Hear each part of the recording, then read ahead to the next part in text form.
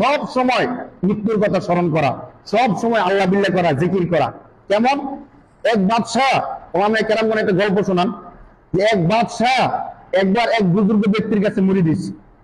মুরিদ হয়ে বলতেছে যে হুজুর, আমি তো সব সময় দেশের কাজে ব্যস্ত থাকি, আমার এমন একটা আমল দিয়ে দেন যে আমলটা করলে আমার আল্লাহর কথা মনে হইবে, আখিরাতের কথা মনে পড়বে, অথবা ভালো কাজ করতে মন চাইবে, এমন একটা আমল দিয়ে দেন। তো বুজুর্গ বলছে, শোনেন, আপনাকে সহজ একটা আমল দিয়ে আপনি বেশি বেশি মৃত্যুর কথা স্মরণ করবেন। বেশি বেশি কিসের কথা স্মরণ করবেন? মৃত্যুর কথা স্মরণ করবেন, তাহলে আপনার জন্য আল্লাহর কথা স্মরণ করা, আখিরাতের কথা মনে করা সহজ হইবে। তো বাদশাহ বড়লোক মানুষ, সে একটা স্বর্ণ দিয়া তসবি বানাইছে। স্বর্ণ দিয়ে কি বানাইছে? তসবি বানাইছে। তসবি বানায় সে প্রতিদিন বিকালে বসে বসে মৃত্যু মৃত্যু মৃত্যু মৃত্যু মৃত্যু এমন করে গণে দৈনিক 100 বার। কয়বার? 100 বার। কিছুদিন যাওয়ার পরে আবার হুজুরের কাছে আসছে, হুজুর আপনি সবক দিচ্ছেন ঠিক, আমি সবক পালন করি ঠিক, কিন্তু এই সবক দিয়ে তো আমার ফায়দা হইতেছে না। আমি আগে যেমন ছিলাম এখনো কি তেমনই, আমার মধ্যে কোনো পরিবর্তন আমি পাই না, সবক ঘুরাই দেন।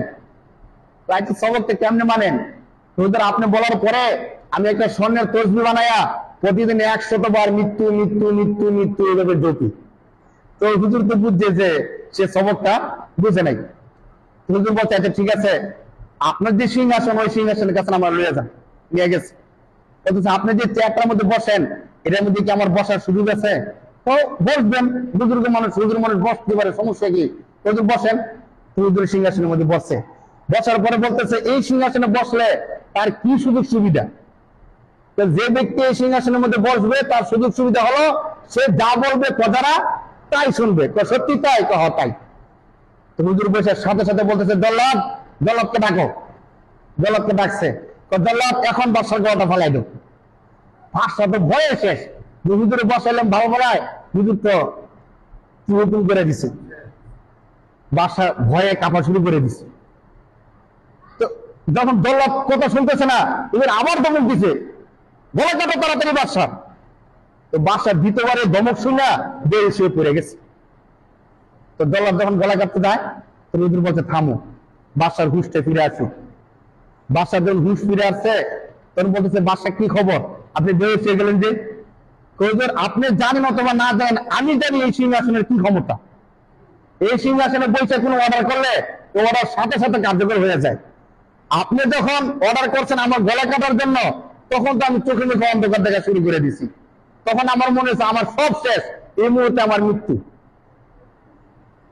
তো বলছে, আচ্ছা আপনি কি আপনার মধ্যে পরিবর্তন টের পেয়েছেন? তো পরিবর্তন টের পেয়েছি মানে আমার জীবনে সব শেষ হয়ে গেছে। আমার একমাত্র মনে হয়েছে দুনিয়াতে আমার আর কিচ্ছু নাই, একমাত্র মৃত্যু আমার এখন সবকিছু। তো মূলত আপনাকে এই মৃত্যু স্মরণ করার কথা আপনাকে বলছিলাম। ওই স্বর্ণের গড়া তসবি দিয়া মৃত্যু মৃত্যু মৃত্যু যদি 1,00,000 বছর গণেন, কোনো কাজ হয় না, হবে না।